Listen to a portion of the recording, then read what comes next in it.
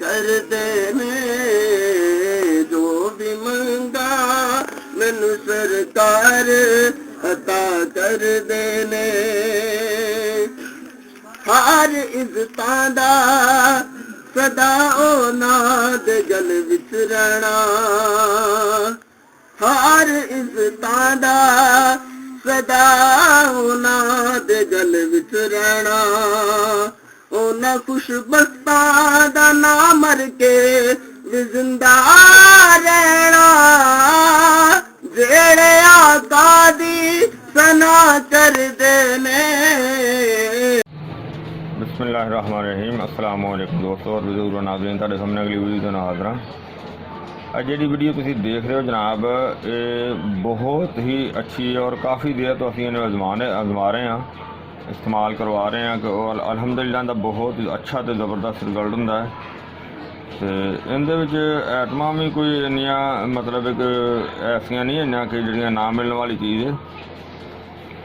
और इहदे च आइटमां इन्हें कि जनाब सब तो पहले आंबा हल्दी है, मैं तुहानूं नाल नाल दिखाई भी जाना। वजन इन्हां दा सारियां दा असीं जिहड़ा ना वो रखिया है कि हम वजन नहीं। आंबा हल्दी होंदी है जंगली हल्दी, और इहदे वड्डे पीस होंदे ने, उन्हें कट के छोटे पीस बनाया जाता है। आंबा हल्दी तो अगे जनाब है जंजबील सुंड, जरा के विच है बिल्कुल देखो नहीं यह नहीं हैगी, वो अलहदा पई हुई सुंड। और सुंड तो अगे जनाब है फिलफिल दराज तो अगे जनाब है एलवा, और एलवे तो अगे जनाब सरंजा शीरी,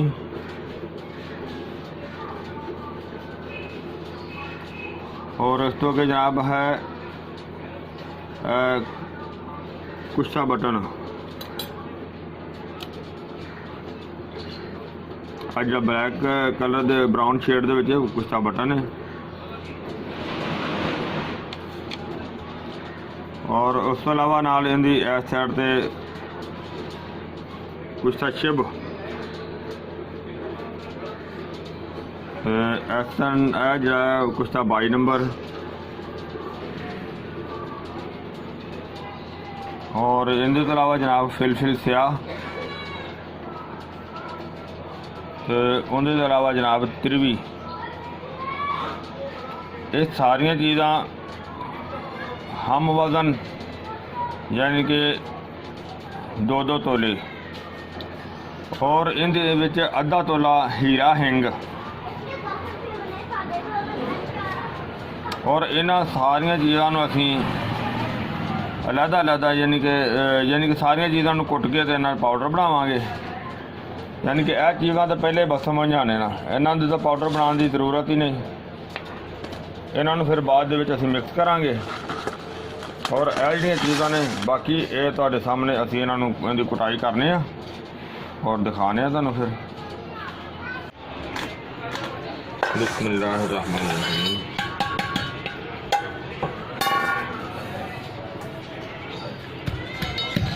इहदी कुटाई करने अच्छी तरह।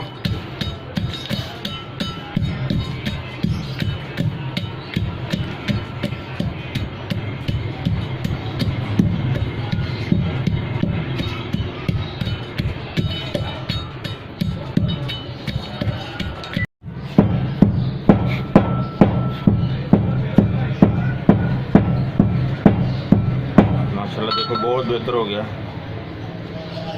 अजय मजीद इनकी कटाई जी ना जारी।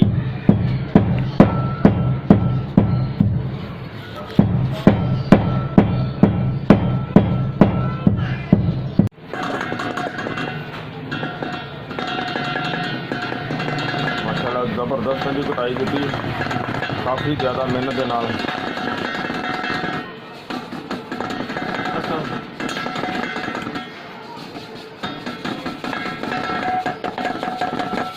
यानी कि देखो इन्हें सिर्फ इन्नी को रह गई है ना होने के बराबर है, और बाकी देखो चीज़ें तुहाडे सामने है। ਤੇ ਬਹੁਤ ਜ਼ਬਰਦਸਤ ਹੋ ਗਈ। ਬਾਕੀ ਇਹਦੇ ਜਾਇ ਵਾਲੀ ਜਿਹੜੀ ਪਹਿਲੇ ਸਾਡਾ ਉਹ ਇਹਦੇ ਸ਼ਾਮਲ ਕਰਨੇ ਆ। ਬਿਸਮਿल्लाह रहमान रहीम।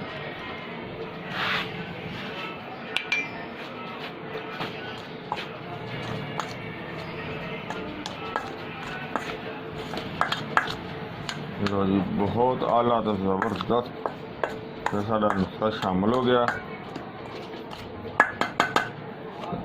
इन्हों अच्छी तरह मिक्स करने।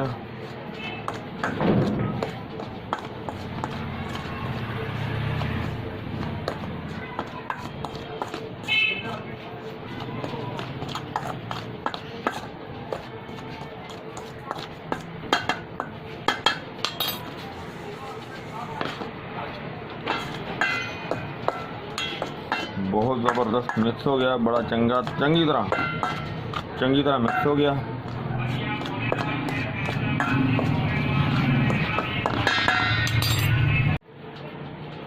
माशाल्लाह देखो असी कैप्सूल तैयार कर लेने जिहड़ा कि ये दर्दां वास्ते ज़बरदस्त फार्मूला है। और जिहड़ा तुसीं देखिया कि असी ये साडी एक पहले वीडियो पई हुई है हीरा कैप्सूल के नाम से, और वो इहदा फार्मूला काफ़ी जिहड़ा ना इहदे नाल मिलदा जुलदा है।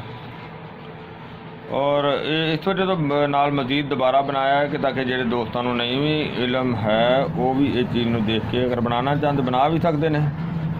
तो अगर जिस तरह भी इन्फॉर्मेशन लेना चाहते वो भी इंशाल्लाह ज़रूर मिलेगी। और इनका तरीकाकार है, आइटमां तो तुसीं देख लिया सारियां हम वजन है। और दूसरी एक आइटम जी है वो विच हाफ वजन है हीरा हिंग। और इनके तो अलावा यह चीज़ां जिहड़ियां तुसीं जनाब इनका इस्तेमाल है एक कैप्सूल सुबह एक कैप्सूल शाम नूं खाने तो बाद पानी नाल इनू खाना है। उस तो बाद कोई पाइया तो 1.5 पाइया जिहड़ा ना दुध पत्ती इस्तेमाल करनी है। तो इस तो अलावा ठंडा पानी जिहड़ा उसका परहेज़ करना है। गर्मी के मौसम दे विच चावल का परहेज़ करना है, तलियां चीज़ों का परहेज़ करना है, तो ज़्यादा गर्म अशिया का परहेज़ करना है। इंशाल्लाह अल्लाह ताला के हुक्म नाल इंशाल्लाह इहदे नाल ज़रूर शफा होएगी। और इनका इस्तेमाल कंटिन्यू अगर महीना 15 दिन इस्तेमाल किया जाए कोई ऐसा मसला नहीं, यानी कि महीना पूरा भी इस्तेमाल किया जाए कोई ममानत नहीं हैगी। और इहदे नाल बहुत ही बेहतर और अच्छा निज़ाम। और इस तो अलावा इस दे नाल होर निज़ाम बहुत बेहतर होंदा है, जिस तरह कि मैदे की स्वैलिंग होवे वो भी इंशाल्लाह इहदे नाल बेहतर होंदी है। इहदे नाल हल्की फुल्की कब्ज़ भी ठीक हो जाती है और इहदे नाल मैदे का निज़ाम भी ठीक हो जाता है। और अगर पैरों से स्वैलिंग हो जाती है या हाथों से स्वैलिंग हो जाती है इहदे नाल इंशाल्लाह वो भी बहुत बेहतर हो जाती है। मैदे की तेज़ाबियत मैदे की जलन दे वास्ते भी बहुत बेहतर है। और इहदा इस्तेमाल कोई किस्म का नुकसानदेह नहीं है। मैं उम्मीद करना मेरे दोस्तों भरावां नूं ये वीडियो अच्छी लगी हुई होगी। इन्हूं तुसीं लाजमी लाइक करियो, शेयर करियो और चैनल नूं सबसक्राइब करना बिल्कुल नहीं भूलना। इंशाल्लाह अगली वीडियो नाल फिर मिलांगे। इजाज़त, अल्लाह हाफिज़, अस्सलामु अलैकुम वरहमतुल्लाहि वबरकातुहू।